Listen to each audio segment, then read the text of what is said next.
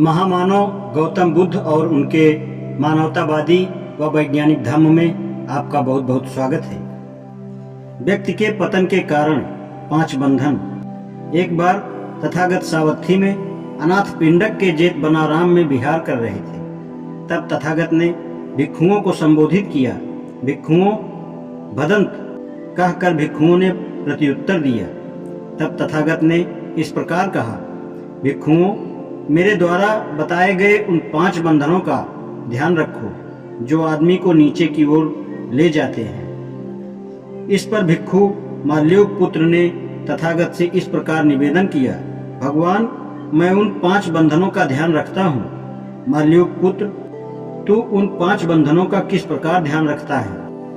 भगवान, मुझे ध्यान है जो आपने शरीर की अवस्था, सत्काय दृष्टि, विचिकित्सा, संदेह, अनुष्ठान एवं धार्मिक कृत्य पर निर्भरता, विषयासक्ति में आनंद और द्वेष के बारे में बताया है कि ये सभी बंधन हैं जो पतन की ओर ले जाते हैं। ये 5 बंधन हैं जिनके बारे में मैं जागरूक रहता हूँ। माल्युक पुत्र, ये 5 बंधन किसके लिए बताए गए हैं? क्या तू इन 5 बंधनों को ध्यान में रखता है?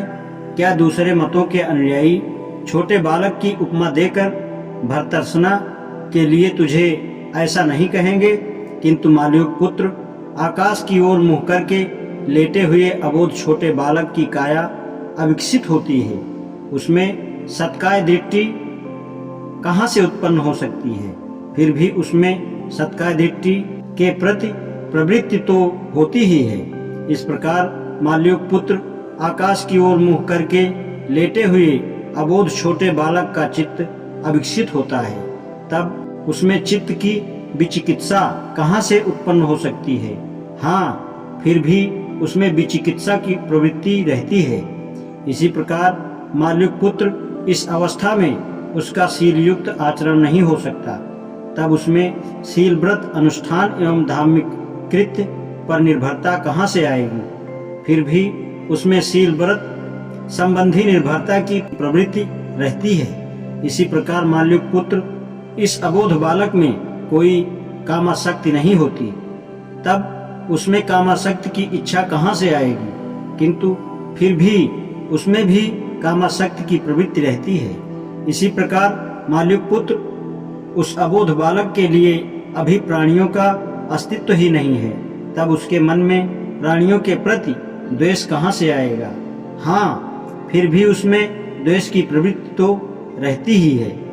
अब क्या माल्युक पुत्र, दूसरे मतों के अनुयायी छोटे अबोध बालक की उपमा देकर तेरी भर्त्सना नहीं करेंगे?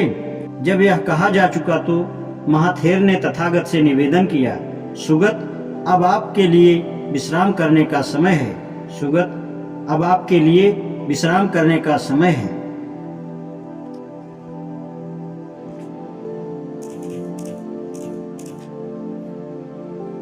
आज इतना ही, शेष कल। धन्यवाद।